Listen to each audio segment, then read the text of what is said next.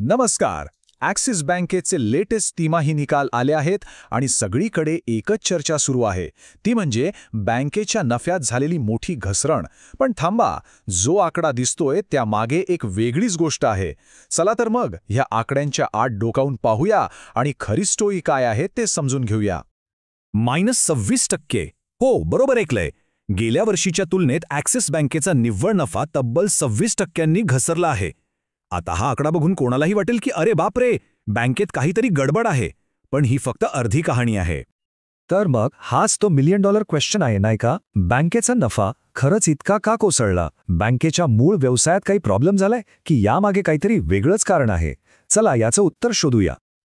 Okay, तर आपण आता थेट या घसरणीच्या मूळ कारणाकडे वळूया.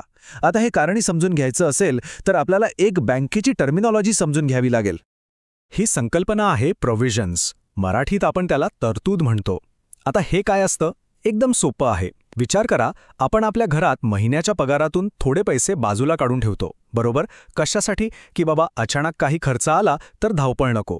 बस, बँक अगदी तसंच करते. भविष्यात एखादं कर्ज बुडालं किंवा काही नुकसान झालं तर त्यासाठी आधीच काही रक्कम बाजूला काढून ठेवली जाते. यालाच म्हणतात प्रोव्हिजन्स.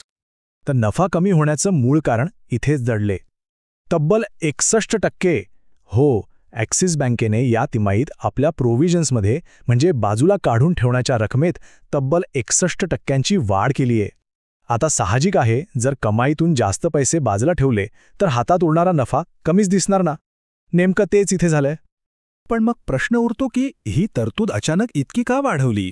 बँकेला काहीतरी मोठं नुकसान दिसतंय का? तर नाही. याचं कारण आहे RBIचा एक सल्ला. बँकेने 2 प्रकारचे जुने कर्ज प्रकार बंद केले होते आणि त्याबद्दल RBIच्या सल्ल्यानुसार बँकेला एक रकमी म्हणजे वन टाईम 1231 कोटी रुपयांची तरतूद करावी लागली. महत्वाचा शब्द आहे वन टाईम, म्हणजे हा बँकेच्या रोजच्या कामकाजातला भाग नाही आहे. आणि इथेच कहाणीत एक ट्विस्ट आहे. ही जी तरतूद केली आहे ती तात्पुरती आहे. म्हणजे काय? तर मार्च 2028 पर्यंत जसजशी ही जुनी कर्ज प्रकरणं संपत जातील तसतशी ही बाजूला ठेवलेली रक्कम परत बँकेच्या नफ्यामध्ये जमा केली जाईल. म्हणजे आज जो खर्च दिसतोय तो प्रत्यक्षात भविष्यातलं उत्पन्न म्हणून परत येणार आहे. इंटरेस्टिंग आहे ना? ठीक आहे, तर नफ्याच्या आकड्यामागचं कारण तर आपल्याला कळालं. पण आता जरा या हेडलाईनच्या पलीकडे जाऊन बँकेची खरी तब्येत कशी आहे ते तपासूया, कारण शेवटी तेच महत्त्वाचं आहे. बँकेची तब्येत मोजण्याचा एक महत्त्वाचा मापदंड म्हणजे NPA म्हणजेच नॉन परफॉर्मिंग ॲसेट. सोप्या भाषेत सांगायचं तर बुडीत कर्ज, म्हणजे बँकेने दिलेलं असं कर्ज ज्याचे हप्ते येणं बंद झालंय आणि ते पैसे परत मिळण्याची शक्यता खूप कमी आहे. यालाच आपण बॅड लोन म्हणतो. आणि इथे ॲक्सिस बँकेसाठी एक चांगली बातमी आहे. बँकेची ॲसेट क्वालिटी म्हणजे कर्जाची गुणवत्ता सुधारते आहे. हे बघा, जूनच्या तुलनेत सप्टेंबरमध्ये ग्रॉस NPA आणि नेट NPA दोन्ही कमी झाले आहेत.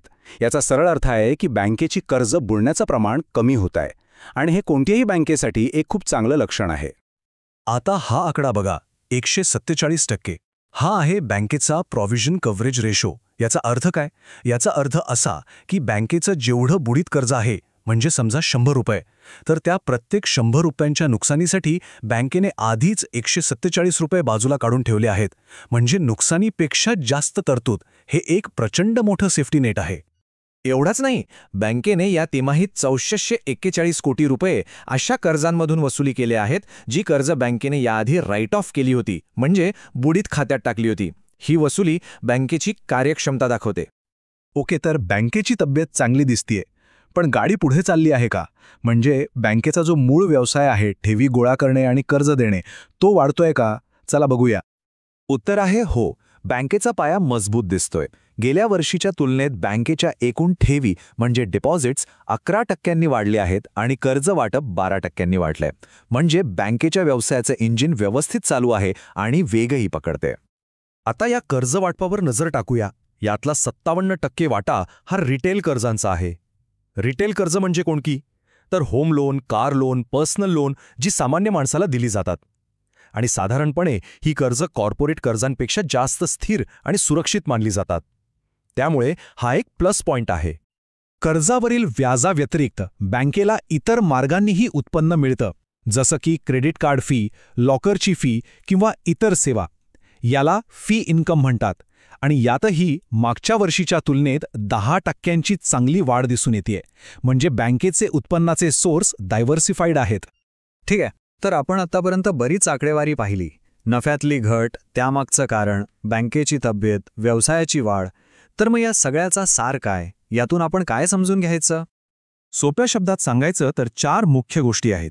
1. नफ्यातली घट ही एका वन टाईम आणि तात्पुरत्या तरतुदीमुळे आहे. 2. बँकेची मूळ आर्थिक तब्येत म्हणजे तिची ॲसेट क्वालिटी सुधारते आहे, जी खूप चांगली गोष्ट आहे. 3. बँकेचा मूळ व्यवसाय म्हणजेच कर्ज आणि ठेवी व्यवस्थित वाढतोय. आणि 4. भविष्यातल्या संभाव्य नुकसानीसाठी बँक पूर्णपणे तयार आहे, तिच्याकडे भक्कम सुरक्षा कवच आहे. आणि या सगळ्या विश्लेषणाच्या शेवटी एक प्रश्न उरतो जो आपण स्वतःला विचारायला हवा. कोणत्याही बँकेकडे पाहताना फक्त एका तिमाहीचा वर-खाली होणारा नफ्याचा आकडा जास्त महत्त्वाचा, की त्या बँकेचा मजबूत पाया, तिची दीर्घकालीन स्थिरता आणि भविष्यासाठी असलेली तिची तयारी? याचा विचार नक्की करा.